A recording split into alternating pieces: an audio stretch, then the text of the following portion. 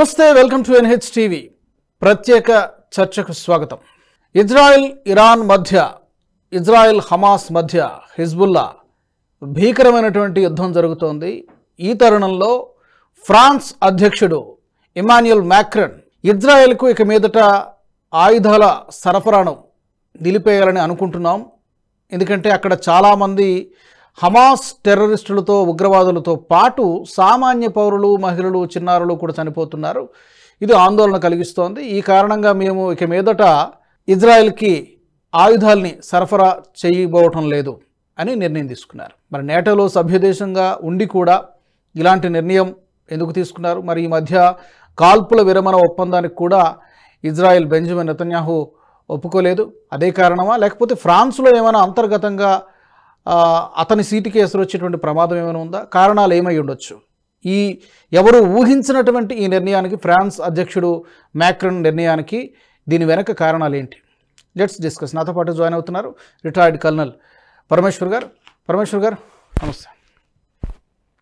పరమేశ్వర్ గారు, ఎవరు బహుశా ఈ మ్యాక్రన్ నిర్ణయాన్ని ఊహించి ఉండకపోవచ్చు. సడన్గా మేము ఈ ఇజ్రాయెల్కి ఆయుధాలని సరఫరా చెయ్యము ఇక మీదట, ఎస్పెషల్లీ గాజాలో జరుగుతున్నటువంటి అటాక్స్ని మేము డైజెస్ట్ చేసుకోలేకపోతున్నాం, మేము దాన్ని తీసుకోలేకపోతున్నాం అని చెప్పి ఏం బలమైనటువంటి కారణాలు ఏమై ఉండొచ్చు అని మీరు అనుకుంటున్నారు? సింపుల్ అండి. టూ త్రీ ఇష్యూస్ ఇక్కడ మాట్లాడుకోవచ్చు మనము. One is there is no strategic or international alliance shift in my view అండి. అంటే western alliance is still strong and వాళ్ళ షిఫ్ట్ ఏం లేదు. ఇవన్నీ they are born out of the election debacle అండి. వీళ్ళు ఎలక్షన్స్ లో, జూలైలో జరిగిన ఎలక్షన్స్ లో first and second round of elections, అంటే ఫ్రాన్స్ లో డ్యూయల్ రౌండ్ ఆఫ్ ఎలక్షన్స్ ఉంటాయి. సో అట్లా వాళ్ళు ప్రెసిడెంట్ మ్యాక్రాన్స్ పార్టీ ఏదైతే ఉందో వాళ్ళు ఎలక్షన్స్ చాలా గట్టిగా దెబ్బతిన్నారండి. అయితే వీళ్ళు ఏమవుతుందంటే centrist alliance and Macron party ఉంది, వాళ్ళు చాలా గట్టిగా దెబ్బతిన్నారు. దాంతో ఏమైందంటే ఆయనకి అబ్సల్యూట్ మెజారిటీ 577 సీట్స్ ఉంటాయి వాళ్ళ ఫ్రెంచ్ దీనిలో. దానిలో అబ్సల్యూట్ మెజారిటీ లేకుండా పోయి వాళ్ళు కోalition గవర్నమెంట్ చేయడం. సో దాంతో ఏమవుతుందంటే left party new popular front అనేది ఎన్ఎఫ్పి అలయన్స్ అని ఉంది.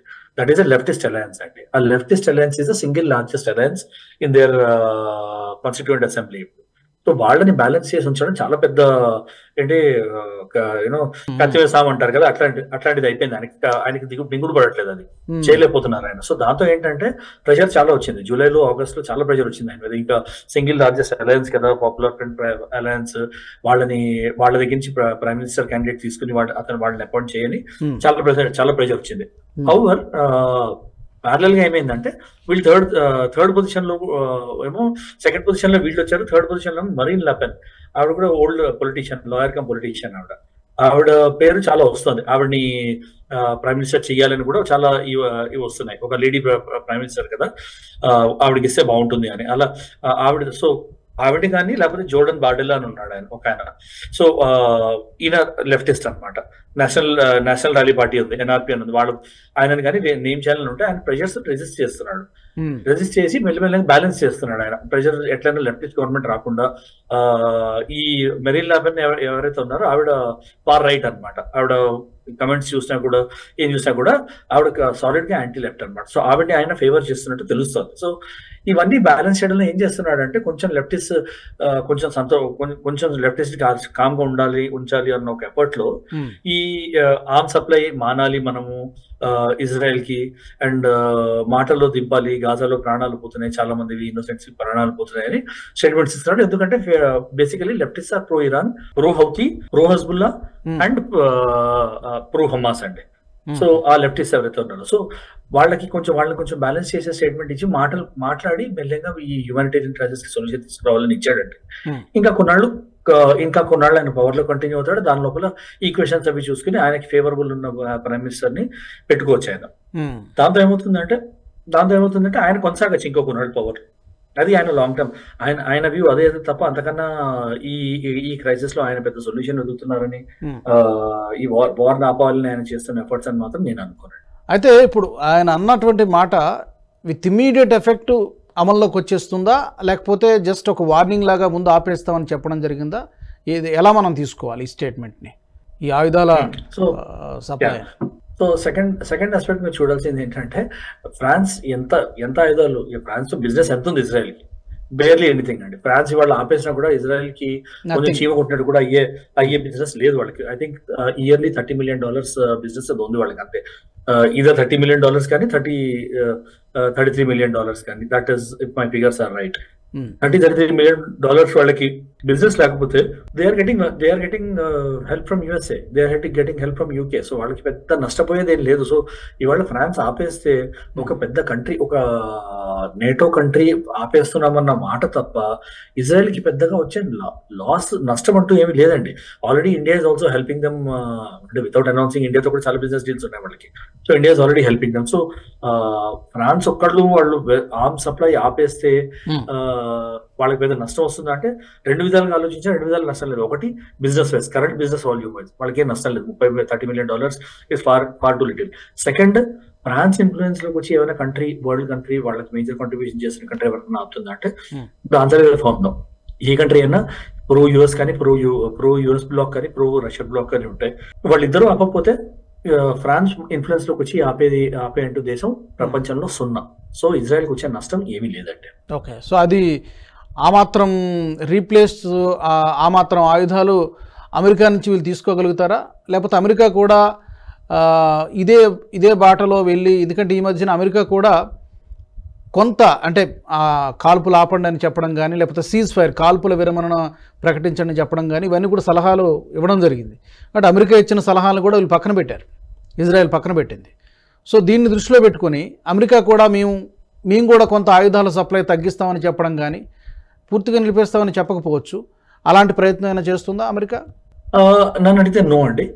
అమెరికా కూడా చాలా క్లియర్ గా తెలుసు, America itself is going through political turmoil. ఇప్పుడు ఎవరు ప్రెసిడెంట్ అవుతారు, కమలా హ్యారిస్ గారు అవుతారా లేకపోతే ట్రంప్ గారు అవుతారు, డొనాల్డ్ ట్రంప్ అవుతారు అనేది వాళ్ళకి కూడా తెలియదు. In any case Kamala Harris వచ్చారంటే ఆవిడ కంపల్షన్ ఏముంటుంది, ఆవిడ she has to continue what Joe Biden was doing, because అది పార్టీ కంపల్షన్, డెమోక్రాట్స్ కంపల్షన్ అది. Second, traditionally USA is a very close friend with Israel, and Israel ని balance చేసి ఉంచడం, middle east ని బ్యాలెన్స్ చేయడం కోసం ఇజ్రాయెల్ ఎగ్జిస్టెన్స్, ఇజ్రాయెల్ ప్రాస్పెరిటీ అనేది చాలా ఇంపార్టెంట్ యుఎస్ఏకి చాలా బిజినెసెస్ ఉన్నాయి మిడిల్ ఈస్ట్ లో, వాళ్ళు చాలా ఇన్వెస్ట్మెంట్స్ చేసి ఉంచారు, చాలా కన్సర్న్స్ ఉన్నాయి. అవన్నీ సర్వైవ్ కావాలి, బ్యాలెన్స్ కావాలంటే ఇజ్రాయెల్ మంచి షేప్ లో ఉండాలి. సో ఇజ్రాయెల్ చెయ్యే వాళ్ళు వదిలితే వాళ్ళకే నష్టం, అమెరికాకే నష్టం. సో అమెరికా ఎప్పటికీ వదలదు. నెంబర్ 2. నెంబర్ 3, డొనాల్డ్ ట్రంప్ గెలిచారంటే Donald Trump is also anti war, pro business and pro Israel.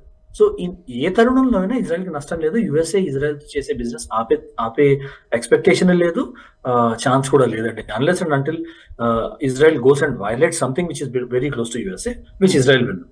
So ఇప్పుడున్న లేటెస్ట్ సిచ్యువేషన్ చూస్తుంటే ఈ దోబూచులు ఆడుతున్నట్టుగా తెలుస్తోంది. అంటే అమెరికాలో కూడా ట్రంప్ వస్తారా, లేకపోతే కొద్ది రోజులేమో ట్రంప్ ముందంజలో ఉన్నారని చెప్తున్నారు, మరి కొన్ని రోజులు కమలా హ్యారిస్ గెలిచే ఛాన్స్ ఉందని చెప్తున్నారు. ఎవరొచ్చినా ఇజ్రాయెల్ విషయంలో వాళ్ళ స్టాండ్ ఒకటే ఉంటుందా, లేకపోతే ట్రంప్ వస్తే ఒక విధమైనటువంటి వైఖరి, లేదా కమలా హ్యారిస్ వస్తే ఒక విధమైనటువంటి వైఖరి, దీంట్లో ఏమన్నా తేడా ఉండేటువంటి అవకాశం ఉందా? లేదండి. అమెరికన్ పాలసీ టువర్డ్స్ ఇజ్రాయెల్, ఇప్పుడు America is not in a position to avoid change in its strategy. So they will not change అండి. 100% America will not change its support or strategy with Israel. ఆ chance is almost next to zero chances అండి. So ఎవరు వచ్చినా Israel ని support చేయడం అనేది వాళ్ళ compulsion. Israel తో వాళ్ళ ఉన్న ఫ్రెండ్షిప్, వాళ్ళ బిజినెస్ కన్సర్న్స్ కూడా చాలా చాలా హెవీగా ఉన్నాయి.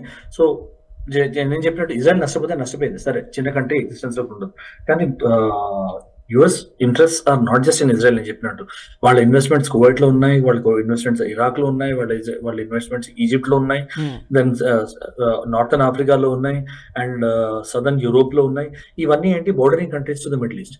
సో ఎక్కడ, and state of Gibraltar, state of మధ్యలో ఒక స్టేట్ ఉంది, ఏదైతే మొన్న ఒక షిప్ కూడా ఇరుక్కున్న, దాని పేరు మర్చిపోతున్నాను నేను. ఈ స్టేట్ నుంచి యుఎస్ బిజినెస్ చాలా ఫ్లో అవుతుంది. సో యుఎస్ బిజినెస్ బ్లాక్ అయ్యే ఛాన్సెస్ చాలా సివియర్ గా ఉంటాయి ఇజ్రాయెల్ తో డిస్బ్యాలెన్స్ అయ్యేట. So USA will not take such a chance అండి ఈ టైంలో. ఫ్రాన్స్ ప్రెసిడెంట్ ఈ స్టేట్మెంట్ ఇచ్చిన తర్వాత, ఇమాన్యుయల్ మ్యాక్రన్ ఈ స్టేట్మెంట్ ఇచ్చిన తర్వాత బెంజమిన్ నెతన్యాహు కూడా రెస్పాండ్ అయ్యారు, చాలా స్ట్రాంగ్గా షేమ్ ఆన్ దెమ్ అంటూ ఆయన కూడా మాట్లాడడం జరిగింది. మనం బెంజమిన్ నెతన్యాహు ఆయన ఏం చెప్పినా కూడా ఆయన మాట తీరు కూడా చాలా అగ్రెసివ్గా ఉంటుంది, కటువుగా ఉంటుంది. సో ఆయన స్టేట్మెంట్స్ ఎలా చూడాలంటే మిగతా నాటో కంట్రీస్లో కూడా ఎవరైనా ఇలాంటి నిర్ణయం తీసుకుంటారనే ఒక భయమా, లేకపోతే వాళ్ళకు కూడా ఒక వార్నింగ్ ఇచ్చినట్టుగా చూడాలా, ఎట్లా మనం చూడాలి? న్యాచురల్ అండి బెంజమిన్ నెతన్యాహు ఇచ్చిన స్టేట్మెంట్ చాలా క్లియర్, చాలా స్ట్రైట్ ఫార్వర్డ్ ఉంది. మీరు ఉన్న కండిషన్స్ కన్సిడర్ చేయకుండా మేము టెర్రరిస్ట్ ని సపోర్ట్ చేస్తున్నారా, మేము వ్యతిరేకిస్తుంటే మీరు వాళ్ళని సపోర్ట్ చేసినట్టు స్టేట్మెంట్ మీ పదవి ప్రొటెక్ట్ చేసుకోవడానికి మీరు ఇస్తుంటే ఇట్ ఈస్ షేమ్ఫుల్ అని ఆల్మోస్ట్ డైరెక్ట్ గానే చెప్పాడు ఆయన యాజ్ మెనీ వర్డ్స్. సో ఆయన మాట్లాడకుండా ఉంటే it would have been a different thing. మాట్లాడకుండా ఉంటే వాళ్ళు యాక్సెప్ట్ చేస్తున్నట్టు, సొల్యూషన్ కోసం వెయిట్ చేస్తున్నట్టు. కానీ కరెంట్లీ ఎట్లయితే హమాస్, హెజ్బుల్లా ఏవైతే అగ్రెసివ్ టర్న్ తీసుకున్నాయో ఈ వార్ లో, ఈ టైంలో ఇజ్రాయెల్ మాటల కోసం ఒప్పుకుందంటే Israel will be on lower bargaining wicket అండి. అండ్ ఇజ్రాయెల్ కి అది యాక్సెప్టబుల్ అవ్వదు. వాళ్ళు హమాస్ మీద, హౌతీస్ మీద, ఇంకా హెజ్బుల్లా మీద ఇంటెన్సిఫై చేసిందే to have a better bargaining chance. Israel complete first and foremost objective of this complete offensive is to safeguard the rights of their own citizens. వాళ్ళ citizens ఎవరైతే capture ఉన్నారో ముందర వాళ్ళు release చేసుకోవడానికి వాళ్ళు try చేస్తున్నారు. మిగతావి పీస్ సొల్యూషన్ అవన్నీ తర్వాత వస్తాయి. వాళ్ళు first they want there citizens back and safe. అది అయిన తర్వాత మిగతా ఏమైనా మాట్లాడడం చాలా క్లియర్ గా ఇజ్రాయెల్ ముందు నుంచి మెయింటైన్ చేస్తాం. అది మాత్రమే కాదు, హమాస్ అనేది ఉండకూడదు అండ్ హిజ్బుల్లా ఉండకూడదు, పూర్తిగా తుడిచిపెట్టేసేయాలనేది. ఇప్పుడు వీళ్ళ పౌరుల్ని వెనక్కి విడిపించుకోవడంతో పాటు వీళ్ళు తుడిచిపెట్టేసేయాలి, అసలు ఉండకూడదు అనేది వాళ్ళ టార్గెట్. సమూలంగా చూద్దాం మరి ఇంకా రాబోయే రోజుల్లో ఎలాంటి పరిణామాలు ఉంటాయి, అమెరికా ఎలా రెస్పాండ్ అవుతుంది ఈ అంశానికి సంబంధించి ఇంతవరకు ఏం రెస్పాండ్ అయినట్టుగా లేదు. Let us see.